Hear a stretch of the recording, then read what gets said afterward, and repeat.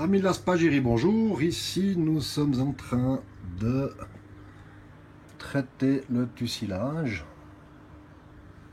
Voici quelques cendres qui vont être encore brûlées tout à l'heure.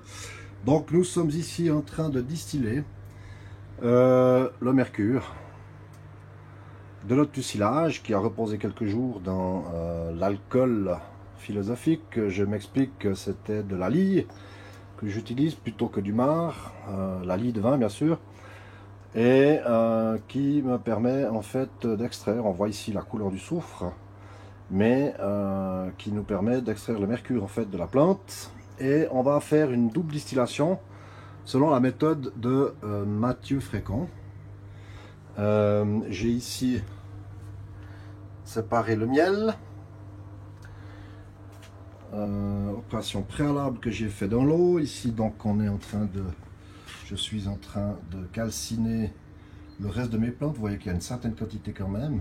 Puis j'ai encore de la marge, hein. J'ai encore ramassé pas mal de feuilles de tussilage, de capitules avec les tiges, pour rajouter un peu de matière. Et puis voilà, donc voilà, c'est tout à fait une distillation alcoolique. On va faire attention simplement de ne pas trop chauffer, puis de pas partir en furie comme ça en montant le chauffage à coin. On va simplement surveiller en fait la température. Alors j'ai mis pour ce faire un petit thermomètre ici sur mon ballon bicole pour obtenir une indication de température qui me donne actuellement 88 degrés dans le ballon. Et au niveau du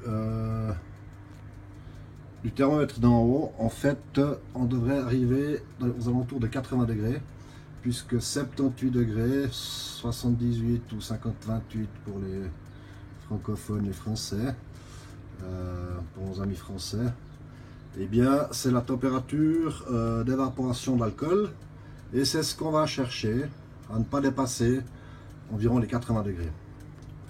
Voilà, un montage, un train de distillation tout à fait standard, avec la pièce en T, le réfrigérant, et puis le ballon de réception. Et on va essayer de passer tout cet alcool à 78 degrés environ. Voilà, je vous prends pour la suite. Voilà, alors après notre première distillation de notre mercure de tussilage, nous obtenons 224 millilitres d'un joli produit qui titre environ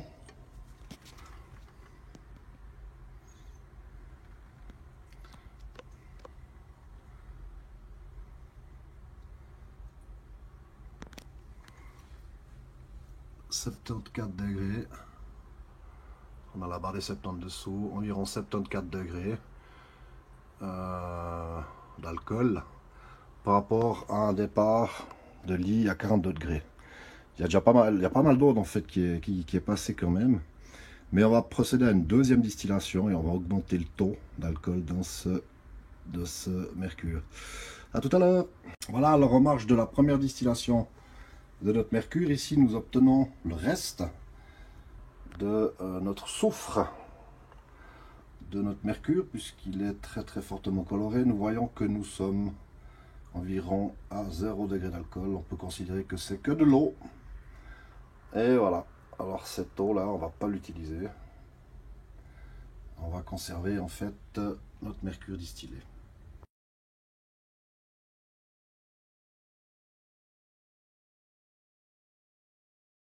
Amis de la Spagyrie, bonjour. Voici la deuxième distillation du mercure de tussilage, cette fois avec un contrôle de température beaucoup plus fin grâce au gaz. C'est vraiment la meilleure des solutions. On voit que dans le ballon nous avons 80 degrés, 80 degrés environ, et 84 degrés au niveau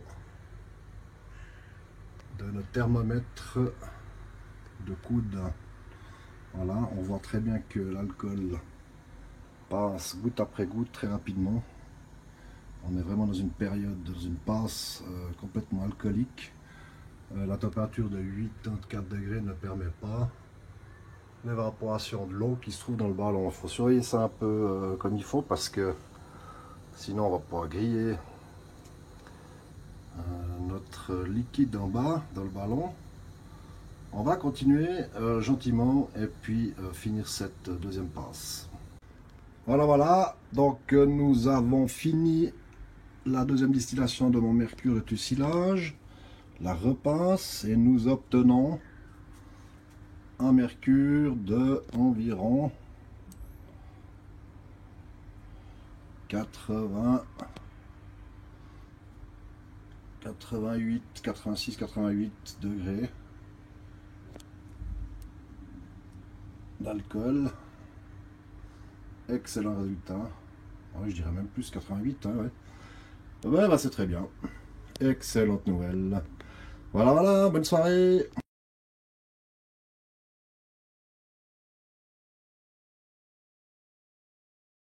Voilà, de l'autre côté, nous avions calciné nos plantes. Hein. Eh bien,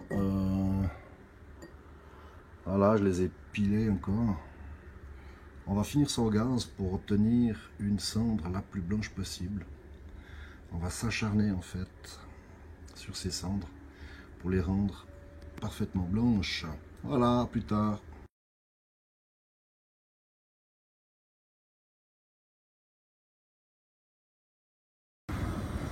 Alors voilà, nous revoici avec nos cendres. On va donc chauffer au gaz nos cendres et puis essayer d'obtenir une qualité de cendre toute blanche.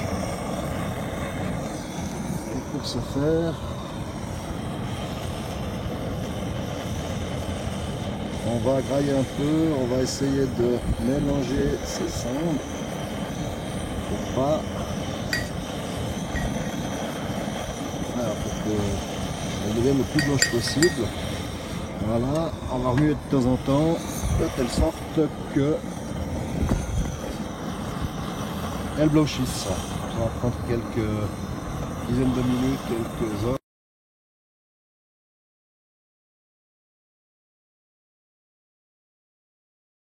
Amis d'Aspagiri, bonjour. Nous avons donc ici lessivé nos cendres.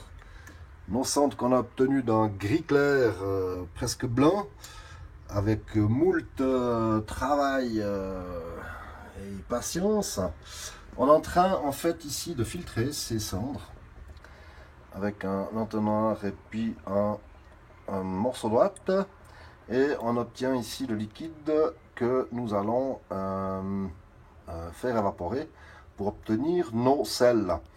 Voilà, on va procéder à un lessivage par 3 fois en tout pour bien dégager toutes les propriétés, toutes les substances intéressantes contenues dans la potasse de cendres qui sont là. Voilà.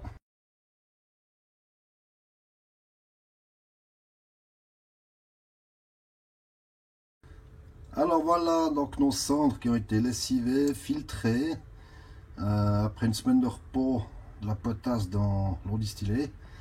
Voilà, je fais évaporer maintenant cette eau filtrée qui va nous donner les sels. On se verra tout à l'heure pour la suite.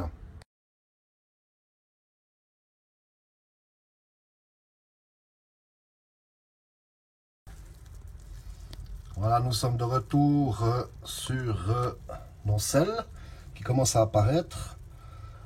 Ici, j'ai donc stoppé le feu doux sur lequel j'avais mis mon récipient avec le liquide à évaporer, donc le liquide qui contenait la potasse qui avait séjourné une semaine environ dans l'eau distillée que j'avais remué souvent.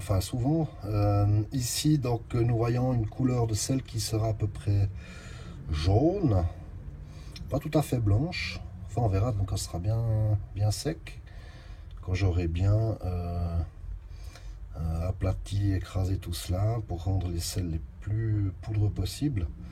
On verra ce que ça donne. Et puis, voilà, donc une belle quantité de sel quand même. C'est encourageant, on va voir la suite.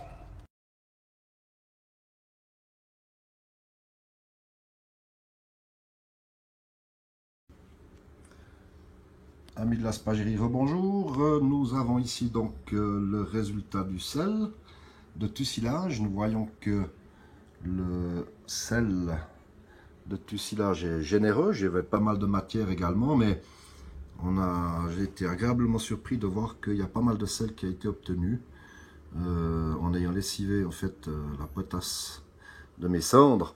Je vais donc, vous voyez que la couleur ici est un peu ocre jaune. Je vais donc encore calciner ces sels dans un creuset au gaz, de telle manière que tout le carbone s'en échappe et essayer de trouver une couleur la plus blanche possible pour que mes sels soient le plus purs possible. Voilà, la suite au prochain épisode.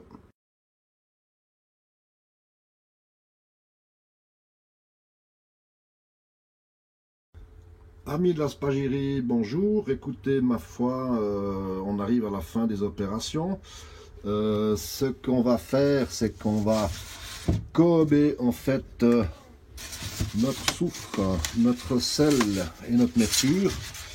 Et on va le laisser reposer pendant une lunaison dans une couveuse, aussi appelée vente de cheval. Et puis on va laisser ça pendant 28 jours et surveiller tout cela en surveillant la température également, tout en sachant que il faut garder dans la couveuse une température proche du corps humain, c'est-à-dire environ 37 degrés. Là j'arrive jamais, mais c'est 34 degrés environ. Et on va laisser reposer donc une lunaison et on verra ensuite ce que l'on obtient. À bientôt.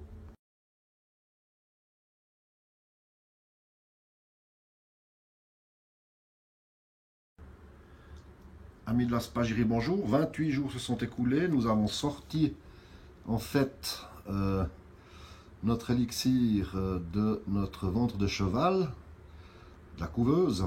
Et puis voilà, on a simplement mis l'élixir en petit flacon qui va être utilisé par la suite pour nous faire du bien. Voilà.